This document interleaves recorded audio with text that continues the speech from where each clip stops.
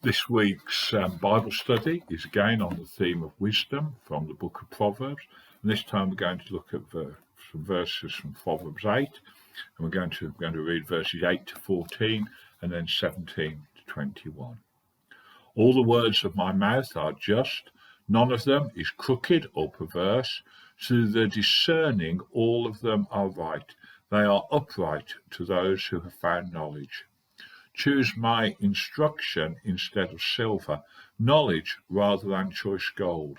For wisdom is more precious than rubies, and nothing you desire can compare with her.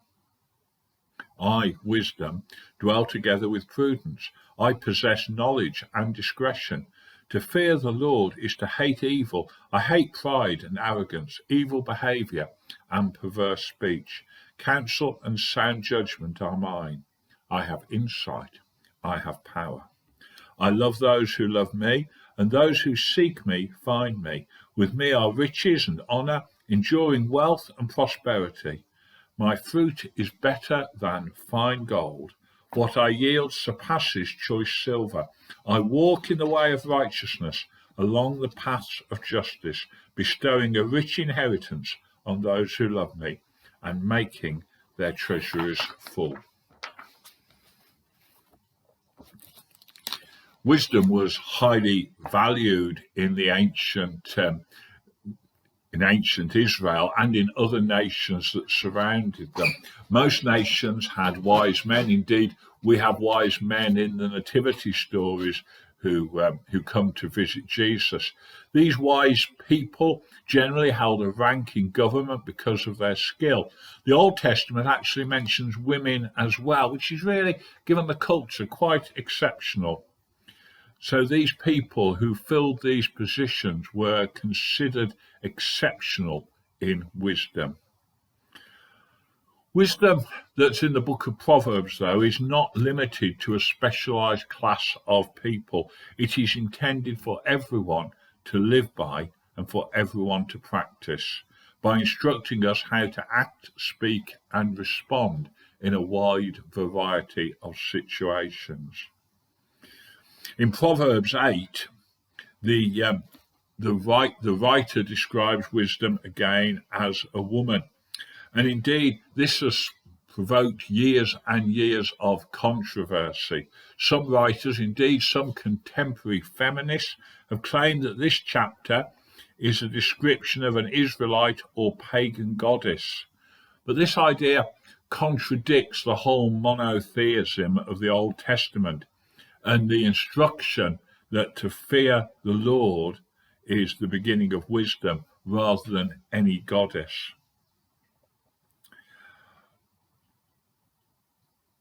So most writers have spent quite a bit of time debating how we should understand wisdom as a personification, a figurative way to describe an attitude or an actual person, Jesus Christ as the wisdom of God. There are some problems with the view that wisdom is a direct description of Christ, even though it's a popular view and has been down the years. The verbs used in verses 22-25 support the idea that wisdom is a creation of God rather than an internal part of the Godhead. The Arian heretics of the 4th and 5th century used this passage to argue against the deity of Christ. Wisdom as a female personification of the attribute of wisdom escapes that doctrinal drawback and fits smoothly with earlier chapters in Proverbs. But all agree that the bulk of chapter 8 should be understood as a personification, and that's the way I certainly would want to understand it. The New Testament does present Jesus as God's wisdom and teaches that he participated with God the Father in creation. So we shouldn't be surprised if many of the phrases in Proverbs 8 also serve as an excellent description of Christ. The chapter speaks of him indirectly, but it is not a direct description of Christ. So Proverbs 8 wants us to look at the whole business of truth, one of wisdom's gifts is the gift of truth, and truth is certainly in short supply. Some people think that telling white lies is okay, but Proverbs says about wisdom that it calls us to a high ethical standard. It's our calling to have this wisdom and to stand for truth and for right.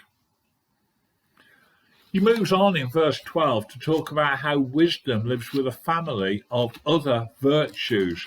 Prudence, which in some places can refer to trickery, but in Proverbs it always means good, sensible behaviour. Knowledge describes not just academic attainment, but knowledge of the truth. And discretion in Proverbs means the careful behaviour that arises from clear thinking. It's, if you like, the opposite of being reckless. All of these words refer to the ability to make sound plans and to make good decisions. But wisdom is more than being shrewd. The fear of the Lord is its foundation. Therefore, the wise person shares God's hatred for any form of evil.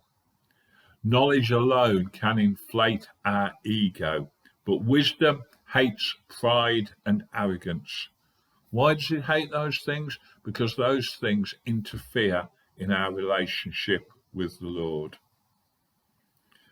In verses 15 and 16, wisdom makes the point that wisdom is indispensable for good leadership. Kings, rulers, princes, and nobles all must have wisdom.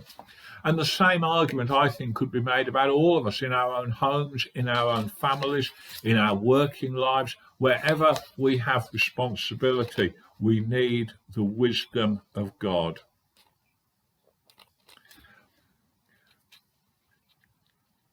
Solomon described godly wisdom as a balance of personality characteristics, and perhaps that's something we might explore a little bit later on. So what are wisdom's gifts? The other things that come with wisdom that our passage talked about, prudence, and if those things come with wisdom, what are the things that come with folly, which is the counterpart of wisdom in this passage? How important is truth to us? How important is integrity to us? And the last question, which is perhaps the most contentious, is the one that in Proverbs 8, some people argue that God promises wealth to those who follow him. Indeed, a lot of the people who preach and teach the prosperity gospel base that on some of these verses from Proverbs 8. Hopefully, we're going to have a little discussion about wisdom's gifts.